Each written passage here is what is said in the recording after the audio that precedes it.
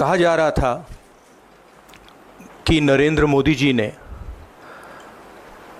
Ukraine की लड़ाई रोक दी थी, मगर किसी न किसी कारण जो हिंदुस्तान में पेपर लीक हो रहे हैं उसको नरेंद्र मोदी रोक नहीं पा रहे हैं या रोकना नहीं चाहते हैं। सरकार इस विषय को लेकर संकल्पबद्ध है कि लाखों छात्रों के साथ किसी भी प्रकार का अन्याय नहीं होने दिया जाएगा।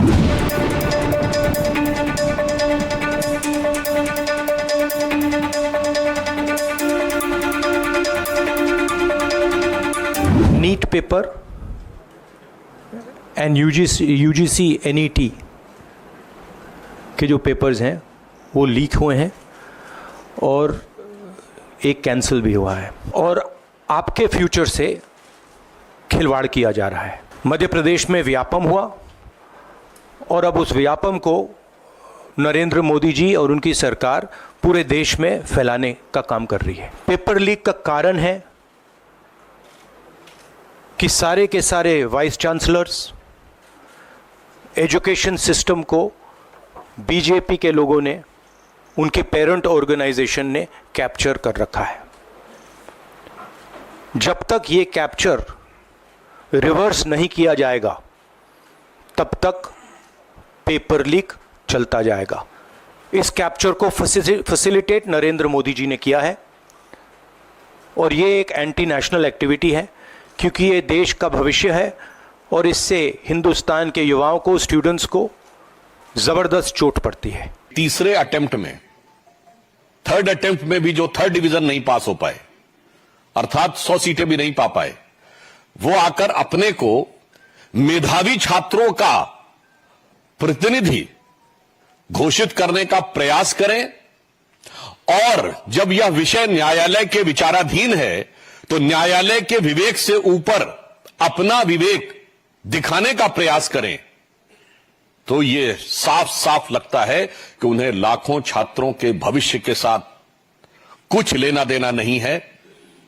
उन्हें सिर्फ इस विषय के ऊपर अपनी राजनीति करनी है, ठीक वैसे ही जैसे राजस्थान में 1.5 दर्जन के लगभग पेपर लीक के मामले हुए थे। श्री राहुल गांधी जी ने एक शब्द उसके बारे में कभी बोला था। जो नरेंद्र मोदी जी का जो कॉन्सेप्ट था और वो गुजरात में शुरू हुआ था, गुजरात से वो गुजरात मॉडल फिर वो नेशनल लेवल पे लाए। कॉन्सेप्ट क्या था? कॉन्सेप्ट था मार्केटिंग, हजारों करोड़ रुपए की मार्केटिंग और डर। अब देश में कोई उनसे डरता ही नहीं है। जो पहले 56 इंच की छाती थी, अब नंबर तो नहीं दे सकता हूं, बट 30-32 हो गई है। वाराणसी में वो चप्पल मार दी किसी ने। अब आप इमेजिन कीजिए, चुनाव से पहले अगर कोई मारना भी चाहता था डरता, तो वो जो डर था वो गायब हो गया, खत्म हो गया।